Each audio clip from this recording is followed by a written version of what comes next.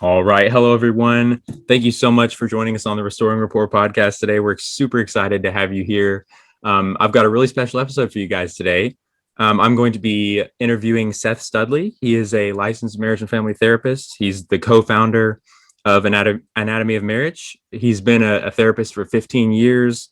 He does coaching for couples and he does counseling for couples. He's done apps for couples. He's done lots of good stuff. He has lots of good materials out there. Him and his wife, Melanie, do a lot of work. I believe you're based in Seattle, Washington, right in that area somewhere? Yeah, just outside of Seattle, a little south of Seattle, about 40 minutes or so out. So it's like enough in the country, but if we want to go to Seattle and hang out and do cool stuff, we can get there pretty easily too. So yeah. Absolutely. Absolutely. That sounds awesome.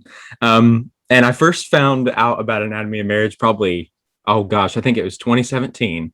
And I listened to their episode 7, Don't Turn the Lights On miniseries on healthy sexuality. And I was so impressed because, particularly from the Christian perspective, I see very few people who have a healthy worldview when it comes to that. And your message in that was so good. And I started following you guys after that. You've talked about communication, conflict resolution, family of origin, all this really good stuff that we'll get into in a little bit. But first, can you just share a little bit about yourself and your certifications, what you actually do with couples, and how you came to enter the world of marriage and family therapy? Yeah. First of all, thank you for having me, man. Thanks for Oh, reaching out. absolutely. I'm It's super an honor. excited. Yeah, awesome to hang out and just chill with you.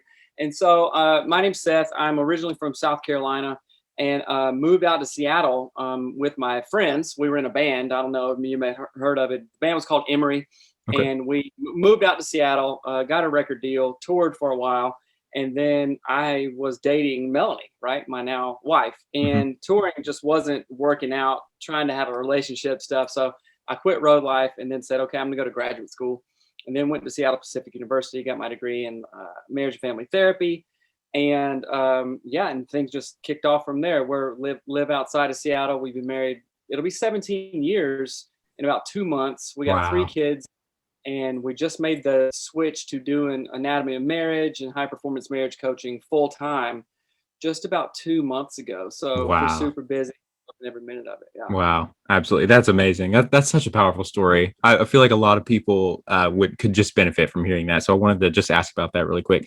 On a personal note, would you recommend, did you say Pacific, what university? What was Seattle okay. Pacific Seattle University. Yeah. Pacific. Would you recommend their program for marriage and family therapy? Because I don't know if you know this, but I told you just a second ago, but for our listeners, I cannot wait to finish my degree in early childhood education and move on to that because I really want to get involved in the marriage and family therapy world. So just on a personal note, just answering me, would you recommend that program? Yeah, absolutely. Okay.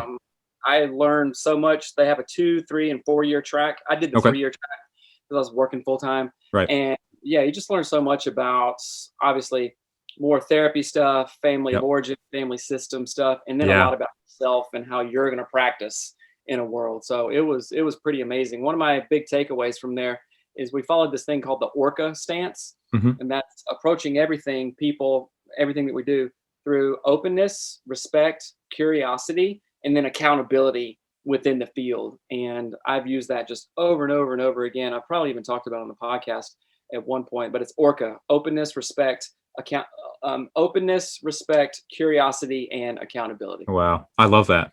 I love Yeah. that. Those 4 things I feel like would fix so many problems if people Yeah. would. I'm sure they're harder to do that. Like you can just hear those things and say, okay, that sounds easy, but implementing it would be harder. But yeah, I love those. Those are great. How long have you said you guys have been married 17 years?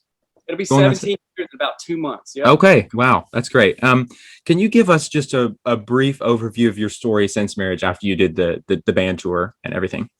Yeah. So I was part of our story and why we created the whole Hmm. podcast, everything Right. that we have now. Part of our story was, so I was in grad school, licensed marriage and family therapist and all this stuff. But behind the scenes, me and Melody, we weren't doing too good. We had just had our second kid, and I had lied to her and like, hey, I need to, put this out there, bring it to the forefront, right? And I was like, I've been looking at porn, right? And that's a big deal with men and women, first of all. Yeah. It wasn't something like an addiction or anything like that. But the Right. crazy thing was, she had asked me earlier, and I just lied to her because Mm, embarrassed. I felt shame. I was like, okay, I don't want to put this burden on you. So I was like, no, it's cool. Then I like was convicted. Then a couple weeks after, I was like, hey, gotta, come clean. I lied to you about that. And the timing wasn't so good because she was literally holding our second kid who was 2 weeks old, right? So she had Mm, postpartum stuff, other mental health stuff, like just yeah. anxiety. And it's what we call it in the therapy world, like acute anxiety, like due to real stressors that are going on right now. She was postpartum. We just had a second kid. I was Yeah. working all the time. So there's a lot of stress going on. And she basically couldn't handle it and didn't have the support system in place to like bounce it off of her friends or a therapist or anything like that, and just put it all on me, right? So she Mm, ended up giving me a black eye, which is not cool, right? right. And we can really process it now. And this may sound weird, but I'm actually really thankful that all that stuff happened. I'm thankful that we went through that trial because we came out on the other side, and we do high performance marriage coaching. We walk with other couples through exact things. In fact, I was talking to a client or a potential client this morning, and he's like, yeah, this and this. And I was like, bro, this sounds exactly like what Melanie and I went through. Let me help you. Let me walk beside you and get through Mm, this to make it a much easier thing for you and your partner than it was for me and Melanie, right? that's So so great. we got through that with some really disciplined practices, which we can talk about. I set prayer alarms. We did Hmm. that thing we call it pigs now. And we can talk about that later, of course. And we were committed to making this work. And that was really hard work, man. Yeah. And then, like, fast forward, we have 3 kids now. We got the podcast. We have 3 different podcasts: Anatomy of Marriage, Anatomy of Sex, and Anatomy of Family. And then the coaching biz. We just made a big announcement today. I don't know when this is going to air, but we're doing a Seattle Anatomy of Marriage conference in Seattle, August 6th. Oh, wow. Super exciting, and we can link it in the show notes and stuff like that. But that is Absolutely. some of the well, it's part of our story, right? And really, what really kept us together in that was prayer, was that shared vision of, okay, we don't want to get divorced. We have kids. We're committed to working on this. Hmm. And then a whole lot of realness with ourselves and a lot of growth mindset, a lot of grit, a lot of accountability, and just a lot of hard work. And when I say hard work, I'm like the same thing over and over and over for 2 years straight. Prayer alarms, books, podcasts, just devouring anything we could so we could elevate ourselves to show up for ourselves first. Then we could show up for the marriage in an appropriate way. Because before, and I'll tell you the truth, Seth, before all this stuff, it just wasn't the lying that was a problem. It was me and Melanie looking around saying, oh, wait a minute, I'm not happy. It must be your fault, Wow. right? Yeah. Oh, so, in the podcast, we talk about differentiation and codependence and all kinds of Hmm. stuff. We were really unhappy Yeah. who we were inside, and then just blaming the other, Mm. back and forth and back and forth. And it was just this ridiculous cycle that we couldn't have gotten out of if it weren't for outside help.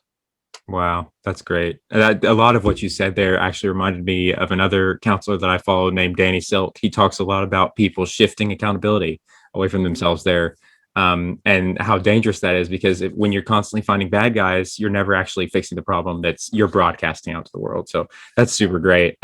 Something that you guys talk a lot about on your show, you mentioned the pigs thing earlier, but is the fourfold morning routine that you suggest for couples. You do prayer, past gratitude, future hope, and a goal. At least that was at one point in time in the show. That was what you did. Could Yeah. you explain that approach and why you chose these 4 activities for Yeah. couples? So now that's morphed in. We tweaked it a little bit, and Okay. now that's the PIGS Okay. acronym. So PIGS stands for prayer, Okay. intention, gratitude, goals, and service. And so I'll, Wow. I'll break those down for you. And not all of our listeners have a practice of prayer, so we're like, okay, that's fine, right? You do you kind of thing. For us, it's prayer Right. to God. So, and that was one of the main things that really got us out of our funk when we were going through all the hard stuff. I set prayer alarms. So, we would pray like 5 or more times daily, no matter what. I would call Melanie or be with her in person and just pray because I had nothing else. And when I say nothing else, I really mean nothing else Hmm. except prayers. Like, okay, God, I don't know what to do. I'm going to pray, right? So prayer, that means pray with your spouse. Mhm. And if you're not a praying person, then okay, meditate, have a moment of silence, just be mindful of your day, what and how you're going to show up, right? And Right. then intentions. So for couples who do pigs in the morning, you share what your intentions are for the relationship. So it would look like this, Melanie, okay, we pray, we do our prayer, and then, hey, Melanie, my intention, Melanie's my wife, by the way, for your listeners. Melanie, my intention is to show up as the husband I know that I can be and show up as the Mm. dad I know I can be to help out our family in any way. So I intend to be calm today, right? If I struggle with impatience or anger, okay, I intend to show up calmly today. So if I'm triggered, I'm going to go take a breath and then come back. And so we're being intentional, right? People always talk about intentional this, intentional that. So this is one way how we're going to be intentional in showing up in our marriage. Yep. So, and then G, right? The PIG, that can be either goals or gratitude, but we'll go with goals, right? Mhm. So my goal today is a very tangible thing that at the end of the day, you can look back and go, oh, this thing got done, right? So Melanie, my goal today is to, based on my intention to show up as a good husband, a good dad, a good person. So my goal is today to do that thing that you asked me to do, this morning or whatever that was, pay the bills, pick up the dog from the groomer or who knows, right? That's my goal to push the do bills or Mhm. cut the grass, whatever it is, something that will be good for the family overall, right? Yeah. And then gratitude. That one's kind of self-explanatory, but this is all focused on your partner. So, hey, Melanie, I'm thankful or I have gratitude that you show up the way that you do day in, day out, right? You love our kids, you love me, you work hard. And I Yep. just want to let you know that I'm thankful for that, right? That's great. Because when we share gratitude or when we identify gratitude, it puts the focus off of us. It Mm. puts the focus on other people and goes, oh, wait a minute. It's like that saying, count your blessings, right? So I'm blessed to have Melanie as a wife, right? Yeah. So I want to tell her that I'm thinking about her and I'm thankful for it in that Right. way. That's So so that's great. GG. And then the S, which we recently added, is service. And I like this one a lot. So I can serve my wife in a whole host of ways, but I like to get really specific in this. So I would say, hey, Melanie, what can I do today that will make you feel loved or appreciated or listened to or understood? And whatever she says, then it's my obligation to do that. Of course, it's not Wow. like, well, buy 2 tickets to Fiji by 5 p.m. Right. tonight or whatever. But usually it comes in the form of acts of service, like doing something like, Mhm. yeah, can you empty the dishwasher, Yeah. or can you make sure you do cut the grass or pick up the kids from soccer or whatnot. Or it could be, you know what, I would feel loved today if you intentionally make time for us to sit on the couch and watch a show Mm. together, snuggle. I'm like, Wow. all right, I will do that. Done. So and that's a daily practice. So as we do that over and over and over, we begin to build these patterns and routines that increase connection, increase intimacy, and increase trust. So not only is it a good practice, it's a restorative practice that can build trust. A lot of coaching clients come to us with just trust that's blown out of the water because Mhm. people were lying or hiding, things like that. So trust takes a long time to build and an instant to be broken, right? So with the Wow. clients I work with, I'm like, okay, broken trust, we've identified that. This is what I want you to do day in, day out, no matter what. Keep on showing up to rebuild that trust. That's great. A lot of what you said there, I've heard another famous author say something similar. You've actually been on his show before. That's how I found you, Jefferson Bethke. He put your Oh yeah. he put your episodes on there, and he this show is from a Christian perspective. So the prayer that you talked about will make sense for a lot of our listeners. But he does that same thing where he wakes up in the morning and one of the first things he does is, how can I serve you today? And that communicates that value. I love that. That communicates, I'm thinking about you. How can I help you? We're in this together.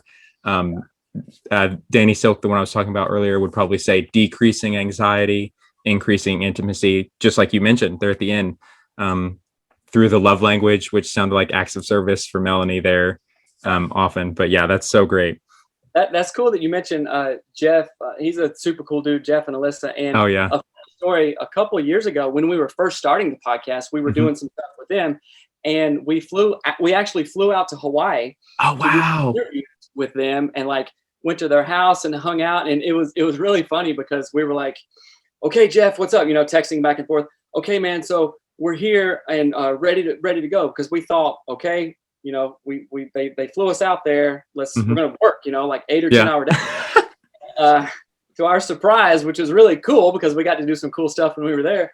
Jeff was like, hey man, yeah, just, I don't know, come over at like 7 p.m. We'll hang out until like 10 or something. We were like, wait a minute, what? And it was all time and all this stuff. So we got to go snorkeling and oh, wow. all kinds of stuff. So it was pretty cool. They're awesome folks. That's great. Yeah. I follow him on Instagram still along with you guys. And one of the things he's doing now is opening up an Airbnb. So he sounds like he wants to do that with more people. He's just trying to get them to come, and he wants to cook them breakfast. I've heard him talk a lot about that. But yeah, he's a great special guy. He's got a great way with words, very charismatic, knows how to inspire people in a lot of ways, similar to you. Especially men, inspiring them to be good husbands, because a lot of what we talk about on the show is marriage becoming less popular. And marriage, from the statistics I've seen, I don't know about you, you would obviously be the authority here, but they suggest for me that men are less dependent on substance abuse, alcohol. They have healthier physical bodies when they're married. It's almost like they're kind of designed to be in marriage, and when we remove that bond, there's all these different things that happen negatively that affects us. And then today we've got men getting married at the average age of 29, and it used to be 23 in 1960, and then women was 20, I think, and then 27, and just all those years that might be harder than it needs to be for men. And I love the way that you guys provide a healthy example of what it's like to be in a good relationship in a marriage. Because I think often kids today don't have that. They see, an absent dad, or, a mom was left even, before the marriage, before, like, either cohabiting or where the dad just took off, or just anything. And they haven't had that healthy male role model. So just what you guys are doing, just thank you on a personal level. My dad's very involved, but just for all the kids who don't, just thank you for being that. I know a lot of you might think of yourself as working with couples, but I know you're just a great example for younger people too. So awesome, man. Yeah, I'm glad that you brought that up, because the statistics around that, and I'll go back a little bit. Of course, being in the research field like marriage and family therapy, all this stuff, there is a lot of data, and when I say a lot, I mean sound, solid data that married sex is way better than unmarried sex, right? As far as like connection and pleasure and like satisfaction levels, and not satisfaction levels like physical, but emotional satisfaction levels. Like, there's trust, there's a real relationship here. I can count on my wife or count on my husband to do this for me, to know me, which is so important. And marriage is associated with better sex, right? Longer life for men. Increased earning ability, like all kinds of stuff that you wouldn't even think about. And that much to this may seem like a misnomer, but married folks do have more sex than non-married folks. Like on average, it's like okay, like not only is it better sex, but it's more sex. And I know we're not just on a sex soapbox or anything like that, right? But the data does indicate. I do believe that we were designed. This is funny. Just like, what is it? I think it might be a Canada goose or something like that. They have one partner for their whole life. Okay. Yeah. There's a couple other animals like in the natural world that, this animal is monogamous, and they pair bond. They mate for life. They don't have any partners. And I think that humans, I mean, kind of we're literally just mammals as well. Yeah. We are designed that way too. And I just think I find that pretty interesting. Absolutely. Going back to the example, I've worked in minority mental health for a long time, and I'm Native. My wife Melanie is also Native, and so we worked in Indian country for a long time. And there is a high rate of fatherless homes and a lot of substance abuse and all kinds of stuff due to like past trauma. So there's legit reasons for it. Yeah. And I always found it really just fascinating and such good work, because I would do boys groups, like outdoor experiential boys groups. We go to rivers, we go hunting, fishing, all kinds of stuff. And I was literally, maybe at one point, the only sober male in some of these kids' lives. Wow. Right. And, I'd pick them up from school. We'd go do group activities, all based in the mental health context and stuff, life skills, all kinds of stuff. And oftentimes I was like the one dude that wouldn't demean them or show up drunk or cuss around and all kinds of stuff. And that really, I got to see a picture of that, and how important. On the show, oftentimes we talk about in parenting and with friends and peer groups, more is caught than taught, right? My kids are going to see what I do and probably do what I do more so than if I'm always just talking about it, right? And we are the sum of the 5 people we hang out with the most. Yeah. So I want to make sure that I'm hanging out with top-notch dudes, top-notch women, like leaders, very growth mindset folks. And I want to be that for my kids, and then the other kids that I work with too. Well, I don't work with kids so much anymore, but in the past I did. Right. I love that you pointed all of that out, especially about the benefits of marriage for sexuality. A lot of people today, at least a lot of the guys that I know my age, are seeming to give, say, well, I can just kind of piggyback ride on porn or masturbation for the rest of my life, and marriage has no benefit for me. But in reality, they're saying, you can do that, but you're not going to reap the benefits that you're designed to reap from marriage, from a committed relationship, from a mating for life, basically, is what you said. And I think that's just such an important message for guys to hear today, especially for you, having counseled couples who I'm sure come from, relationships where connection has been severed because of pornography addiction, because of these things that can get in the way. So I just really love that you pointed that out. And let me add something. Yeah, sure. Real quick. What were you saying? You said, yeah, guys my age are saying, well, porn and masturbation is fine. I can get through. That is exactly like me saying, hey, Seth, well, McDonald's is food, right? So I'm good. Yeah. I'll just, like that movie Super Size Me, and I'll just eat McDonald's for the rest of my life. What's the big deal? Yep. Right. But what we're leaving on the table is like all kinds of different cultural foods, or buffets or 5-course meals or desserts and all this stuff, which actually has, well, first of all, it's life-giving in a way that McDonald's isn't. Right? All the processed is just crap, right? That's just trash food anyway. And it's like saying, well, yeah, I can just do this, but you're leaving so much more on the table. Like how healthy are you going to be if you just eat McDonald's all the time? Like, what is your energy levels going to be, right? I'd rather have like organic spinach and steak or deer and elk and eggs and salmon and all this stuff, because that's going to my body is going to synthesize that in a completely different way.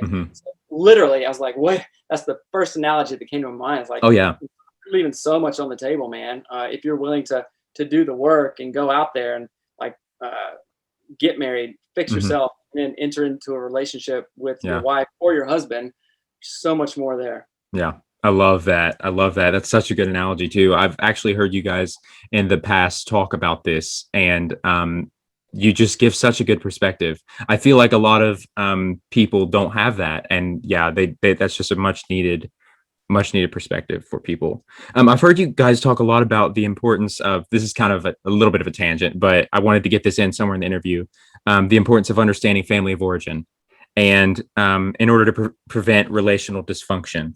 Could you basically just break down what that means for the non-therapist people and just explain what it practically looks like?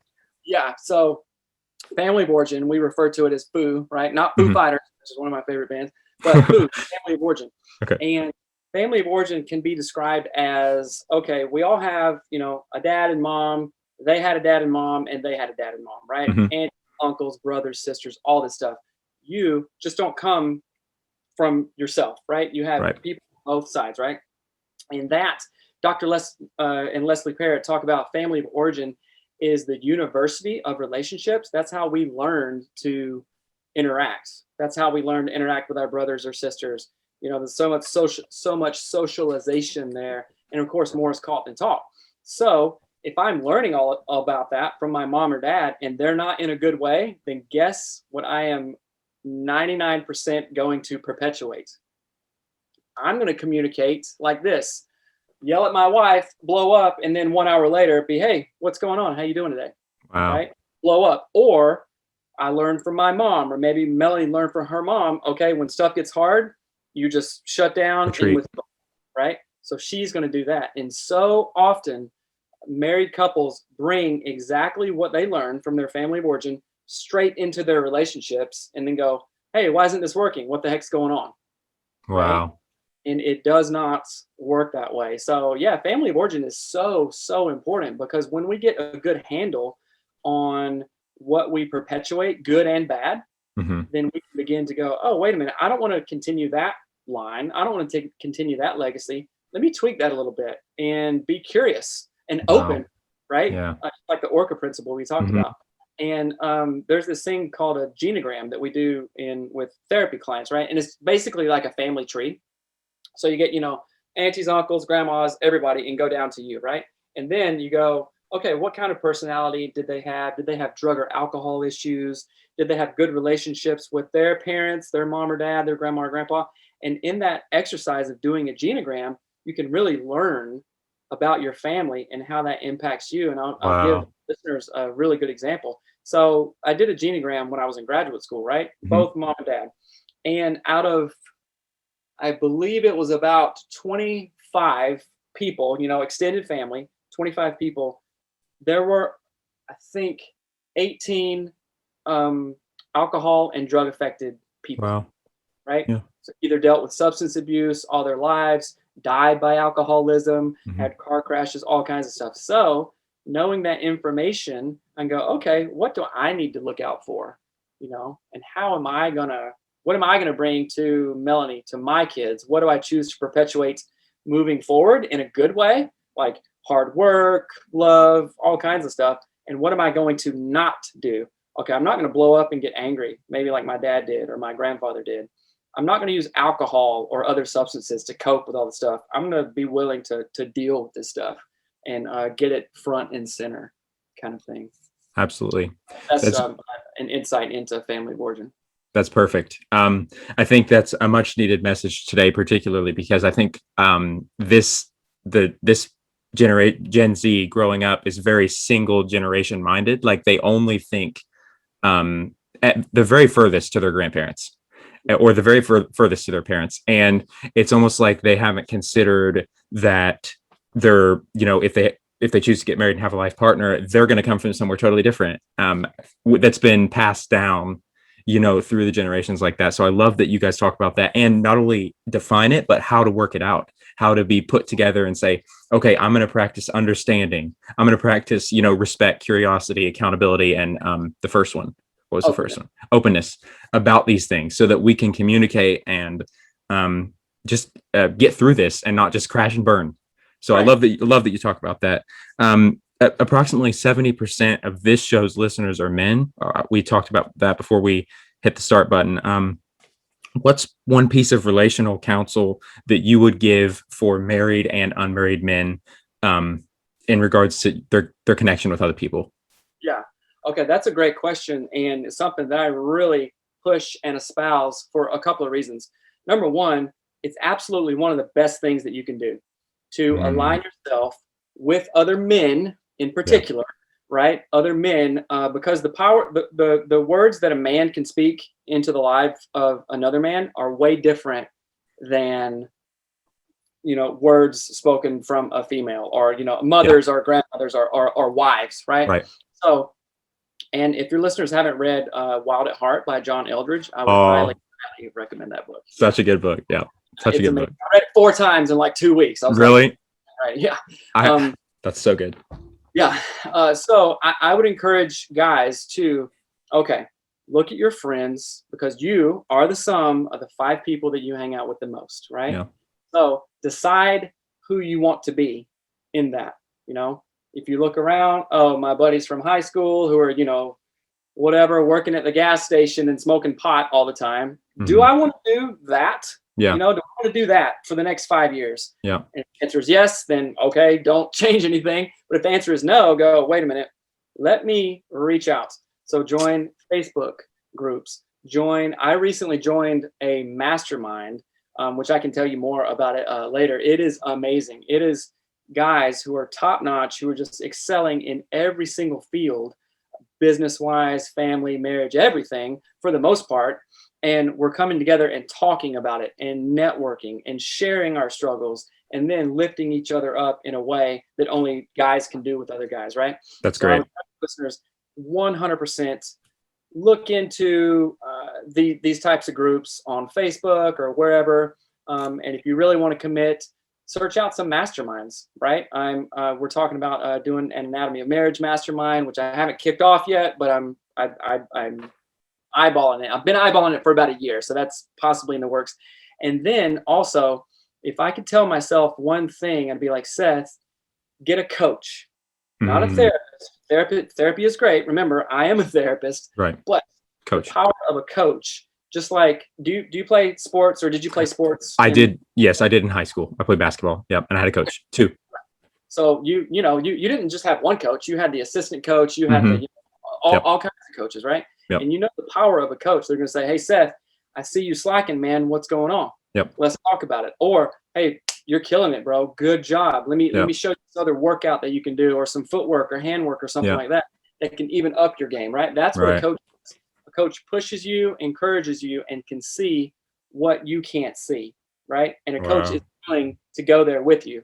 Yep. Sometimes the therapist isn't, because we're a little bit softer and we're kind of like, not softer. I mean, there's a place for coaching and there's a place for therapy, but I really light up when I get to coach clients, couple and men. And I'm not saying get coaching just because I am a coach, right? Of course, but we have a coach, and it just 10x'd everything. Oh yeah, yeah. Where was this my entire life? Where was this 10 years ago? They were out there, but I didn't have eyes to see it just yet. So that's what I would tell the dudes listening right now. That is absolutely perfect. Something we talk about so much on this show is mentoring, and based on what you just described coaching as, it's kind of just different language for the same thing. It's finding somebody who's where you want to be, not asking somebody for directions who hasn't been where you're going, but finding somebody who's where you want to be and that you admire, that you respect, that you believe can pour into you, and basically saying, hey, can I have 10 minutes of your time? Hey, can I have a day of the week, where I could just come and pick your brain about this particular issue that's driving me nuts, or just anything like that. And that goes back to the power of the male voice speaking into a male ear. Just they need that. That's so important.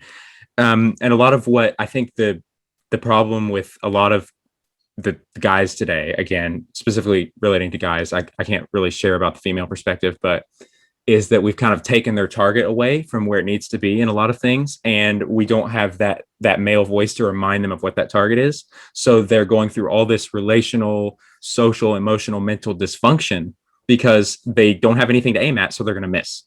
And for me, something that we share a lot about on the show, as a believer, I believe that God designed man and woman to be married in a committed relationship, like we talked about earlier, and how God uses the same words to refer to Eve that he used to refer to himself. And how, so basically a man saying, I can go without woman and be just as healthy is like a believer saying, I can go without God and be healthy. It just doesn't make sense. It's counterintuitive. So having that male voice to remind them of that, that's one of the things that's most impacted my life. I'm so glad you brought that up. I've had my mentors on the show, and that's one of our most viewed episodes because I think people need to see that interaction between one generation pouring into another. Yeah, that's so great. And that modeling aspect, again, back to more is caught than taught. And I've learned some of the greatest lessons by literally not saying a word for hours. Wow. Like hanging out. This is a funny story. So I got my first job when I was 14 years old. I'm from South Carolina, right? And it was at a full service gas station, right? So a car would pull up, I would run out and, ask the lady or whoever, oh, what do you need? And fill up their tank or whatever, and then take the money and stuff. And so I learned so much from just being at that gas station. It was in the country, right? Again, I'm, from South Carolina, out in the hills.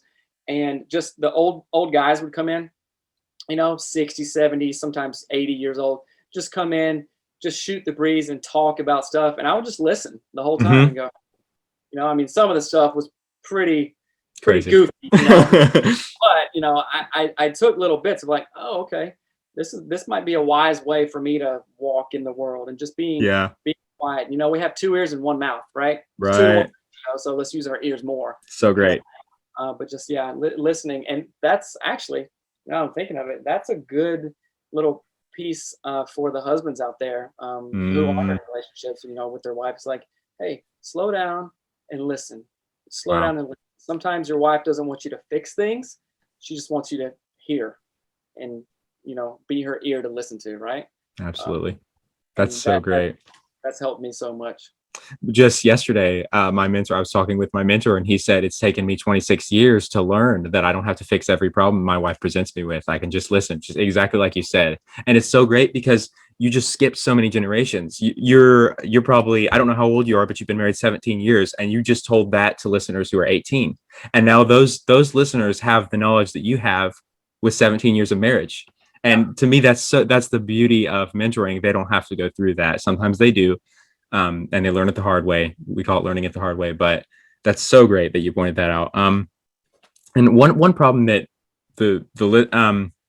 that I see in myself particularly, but I believe it's a common problem for men, is wanting to be hyper independent and not wanting to be limited by anything. And we see marriage as a limitation, so we try to avoid that.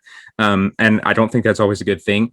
But I also know that I've heard you guys talk about a different side of it, the codependence. I've heard about you talk about being like too hyper dependent on somebody and how that can also negatively affect you. Do you see, as a counselor, as a professional counselor, do you believe that one of those pops up more? Do you see which one of those problems do you see pop up more, or are they kind of equal? Do you see people more wanting to be independent or more wanting to basically wrap their identity up in another person? Yeah, that's a great question. I know that you've done your research on this, which is awesome. Thank you for being respectful in that way. I see or have seen codependence as just by numbers. I've seen that more times, right? Mm, What is codependence? Air quotes, worse than being hyper independent?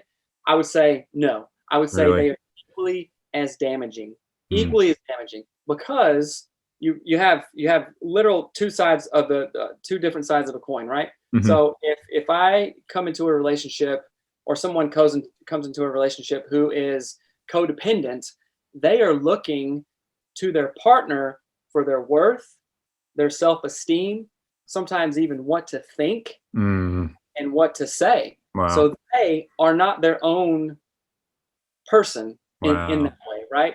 And it's there's a great book about it. It's who is it? It's based on the idea of it's a therapy called transactional analysis. I'm Okay. I'm okay, you're okay, but the idea behind that is like, oh, wait a minute, I'm not okay if I think you're not okay. If you're sad, mad, angry, irritable, impatient, then I'm taking that behavior and going, oh, something's wrong with me, right? Wow. So codependent person is ultimately held hostage by other people Wow. because I'm only okay if Melanie is happy, if Melanie Mm, says thank you, if she's satisfied, if she's content, which that's not a great way to live, wow. right? Yeah. Right. And so the other side of that is this hyper independence. I don't need anybody. I can do this on my own. I'll only call on you when I want something, kind of thing. Hmm. That can be so damaging to the person, and then also to the person that they're in relationship with. And Yeah. me and Mel struggled with this a little bit because growing up, I was very independent. Like I said, I had my first job when I was 14. Wow. Weren't even allowed to work then, but I Yeah. was hustling and had a job since I've been Yeah. 14, right? And very hyper independent, paid my way through school, Wow. all this stuff, right? And so what can that turn into? Oh, that can turn into like, oh, I have a big ego. I don't need people. I can do all this on my Yeah. own. Why can't you do it? Oh, you're not. Yeah. I'm Mm, better than you. So there's a lot of pride in that. And mm. what that didn't give room for is the innate helping ability that Melanie has as a wife. Yeah. And she's told me before, she's like, Seth, you don't need me. You don't need me. And that made her feel like total crap, because Yeah. think of any relationship that you've been in any kind, I mean, Yeah. work, school, parents, anything. if I'm perceiving that the other person is like, well, they can take me or leave me, then what does that do to me? It doesn't feel very good. You're Oh, like, well, devastating. Yeah. why am I even here then, kind of thing. And I was unknowingly doing that to Melanie. So I had to do that work. I'm like, hey, Seth, you're built to be in a relationship, man, Hmm. especially with your wife, with Yeah. your children, with other dudes, right? You are built to be in a relationship, and you are damaging yourself by continuing this alone. So you got to fix that. Wow. That's so And that's great. a journey too. That's a journey for a lot of Oh guys. yeah. Oh yeah, absolutely. That's related to so much of what you just said there. A lot of my story is that there's that masculine urge to provide, protect, preside. I think was the way that Ryan Mickler put it in your last interview on your show. Provide, protect, preside. That's kind of our innate purpose, like you said.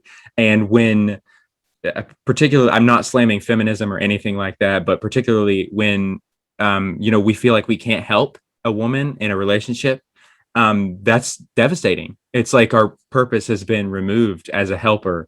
I can no longer provide this. I can no longer meet this need because you don't have one. Exactly like Melanie was talking about with you. I think that can happen with the guys too. That's so great. But yeah, I thank you for providing that perspective of codependency, because on this show, we rarely talk about that. We rarely talk about that because I have no experience with it. So I have a harder time speaking to people who do experience it. So thank you for providing that. A really book, let me just throw this in there. A really great book is called Codependent No More Okay. by author Melanie Beattie, Beattie. Okay. Codependent No More. And it just explains codependency and the Yeah. struggles for both people in the relationship. If someone is trying to work through codependent issues, that's a great and helpful read. Awesome. Thank you so much. I really appreciate that. Any resources like that? I just spout so many off on the show because there's just so many good books out there. It's almost like there's more than you could ever read. So you could, there's so much good stuff that you'll never be able to read it all, but just reading what you can is great. I don't know the exact number of couples that you've coached, but I've listened to many of the questions that you guys address through social media. You just take listener questions, anything people ask, you just cover. What's a frequently reoccurring problem that women report experiencing in a marriage, and then what's particularly a frequently reoccurring problem that men experience? Yeah, so that's a great question too. And it's funny, me and Melanie were just talking about this yesterday. We get so many emails from the wives about, hey, my husband looks at porn. Mm, I caught him, or he doesn't think it's a big deal, yeah. or what, and just the really, really negative effects that is having on the relationship, right? Absolutely. Intimacy. It certainly doesn't promote self-esteem for most women, and doesn't promote growth for the guys, right? A lot of folks use porn as a coping mechanism. Stuff gets hard. Oh, okay, go to this, right? Yeah. Along with drinking and other addictions and stuff like that. But that's one of the most one of the main things that we hear from women and from guys is it's, hey, my wife, isn't attracted to me, or just isn't connected to me. What's going on? How can I get her to change? Right. And what we say to the guys immediately, I'm like, all right, what are you doing? Take your wife out of the picture. I don't even want to know what's going on with her. Tell me what you are doing. How are you showing up? How are your habits? How are your patterns? Wow. How do you communicate with her? Do you listen to her? Do you dismiss her feelings? Do you not make time for her? All these things. And oftentimes, the guys are like, oh man, I didn't even think of that. But when you put it that way, yeah, I have been doing that kind of thing. Yeah. And communication is another big one because, I have this, I was going to say feeling, but it's not a feeling, but just like almost a rule of thumb. Like, I believe that most people are trying to do the best we can with what we have, right? Yeah. Just straight out, right? I agree. Unless there's like real chronic mental health issues going on, they're kind of like not there, right? Yeah. And so I'm like, okay, most guys are writing into the show saying, I don't know what's going on. I'm really trying to do the right thing, right? Mm-hmm. But what they haven't examined is what they're bringing to it: family of origin, communication patterns, all this stuff. Yeah. And so when we get to the thing below the thing below the thing, it's always like, man, I just want to do right. I just want my wife to be happy. I want her to be happy with me. I want to be happy. We're like, okay, let's have that as our starting point, and then examine everything else that is getting in the way, and then reverse engineer that, right? How do you want to be communicated to? How do you want to be spoken to? If you say, she never respects me, are you doing things that are respectable? Are you showing her respect in your word, showing her love, kind of thing? And that goes both ways. Sometimes the women are writing in the same way. I'm like, okay, lady, let's look at you. What are you doing there? So usually in most cases, it's always a focus back on the individual. So we figure that out and then go, okay, now let's see how, once we'd uncovered some certain things, now let's bring that to the relationship and see how that pairs, if that makes sense. That makes total sense. I'd love to just really quickly cover, but both of those a little bit and more in depth. The one where you talked about the ORCA, the openness, the respect, communication, and I think accountability. When you said those four, I immediately thought that women do kind of all four of those better, except for maybe respect. I think guys speak the language of respect. They show respect. I mean, when they're behaving correctly, they show respect, and they understand that. But then the openness, the curiosity, how was your day? The, accountability. This is what I'm struggling with, honey. That kind of thing. For me, that would be harder. But what are some ways that guys could maybe just not flip the switch, but grow in that more? Well, it would go back to, I guess, the middle acronym of the PIGS, the intentionality, I guess. But what's one thing you would give to spur guys towards being more intentional to practice the ORCA, if that makes sense? Yeah, that makes sense. I'm gonna maybe go with the you said what's one thing that guys— This is the guy's perspective. So what's one thing that maybe a practical step that they could take that you would suggest to them so that they can communicate better with their wife, they can be more curious, they can be more accountable? Those are different issues, I guess, but what's one thing that they can do to take the first step practically? Okay. This kind of goes back to what your mentor was saying, Mm-hmm. and we do this with couples all the time, and of course we talk about it on the show as well. And so this is speaking to just straight to the dudes. So just the dudes.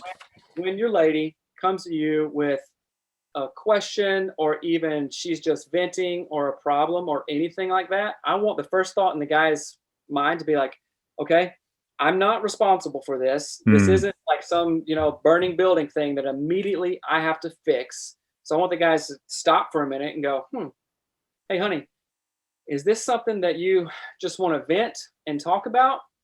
Or do you need my help on this? Wow. Okay. And it does a couple things. Number one, you'll probably surprise the heck out of your wife. Who are you and what did you do with my husband, kind of thing. Absolutely. And then the other thing is, when I've been able to implement that with Melanie, I show up differently, because if there's no question in my mind, it's like this. Like, we like directions. We're like, okay, where do I need to go? What time? Let me get there, right? Mm-hmm. So if I know where this is going and what she needs, then it's a gift that you can give to yourself, right? Because hey, Melanie says, hey Seth, I need to talk to you about something, or like, hey, my mom is so XYZ, or the kids have been crazy. I say, hey, is this something you want to vent about, or do you need my help on it? Thanks for asking. This, I just got to decompress here. That's great. Let's decompress away, because I have no pressure to fix it or solve it or make it right. But then on the flip side of that, if she says, thank you for asking that, I really need to problem solve here and come up with a solution, then I put like a different hat on. I'm like, all right, let's go. Have we tried this? Have you talked to this person? What are we going to do here? What's the plan for it? So it really takes the whole conversation in a different way. Because oftentimes couples get in trouble to where, like, oh, she's just always nagging or complaining, or he never listens and he's always trying to just fix, and I don't even know if he knows me anymore, kind of thing. I'm like, guys, stop and ask that question. And then you have direction. Okay, we're just venting here. We're just processing, chilling out on the couch, eating, Doritos, having a conversation, or we're in problem solve mode. Yeah. Kind of thing. That's great. So that's one thing I would say to the dudes out there. That's perfect. That's so good. You made it so simple that it's just either which hat are you using, and figuring out what kind of situation you're in order to figure out how to solve it. I love that.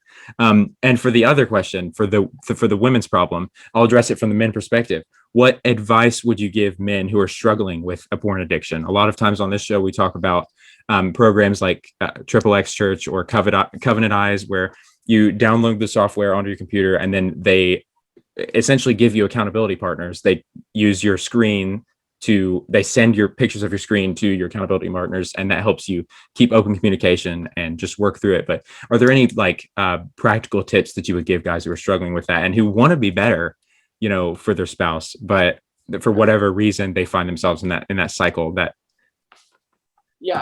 would say you definitely have to talk about it. Just bring it out in the open. Now, are you going to talk about it with your wife? Like, hey, honey, I was thinking about this today and I looked at this. No, don't do that. Right. I'm not saying hide it from your wife.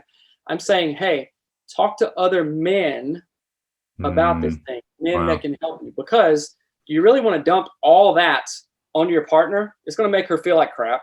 It's going to break all kinds of trust. And then she's going to resent you for it. Right. So again, I'm not saying, hide it from her. I am saying it is just not a wise thing to be like, hey, honey, I'm struggling today. Hey, honey, I'm struggling today. What? You told me this 4 hours ago. What's the deal? And then you're putting all that pressure on her.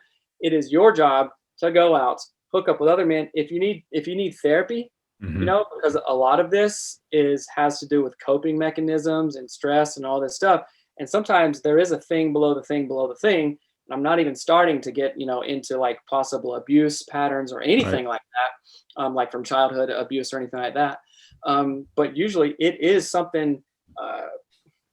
I'm not saying that everybody that looks at porn has like some, crazy childhood issue. Right.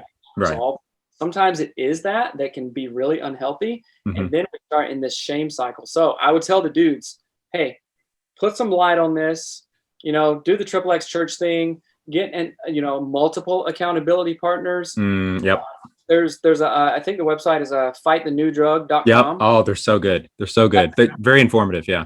Yeah, and I mean, there's so much research on the literal negative effects the porn industry has, from sex trafficking to like erectile dysfunction. I mean, increased ED, all kinds of crazy stuff, right? Oh yeah, and that's not even a faith-based thing. It's like, hey, this is all science.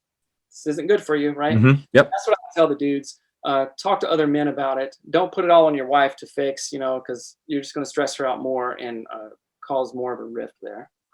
That's awesome. We talk a lot about those things that you just mentioned too. The Fight the New Drug breaks it down into 3 steps. It affects the world negatively, it affects your heart negatively, and it affects your head, I think was the other one, your brain.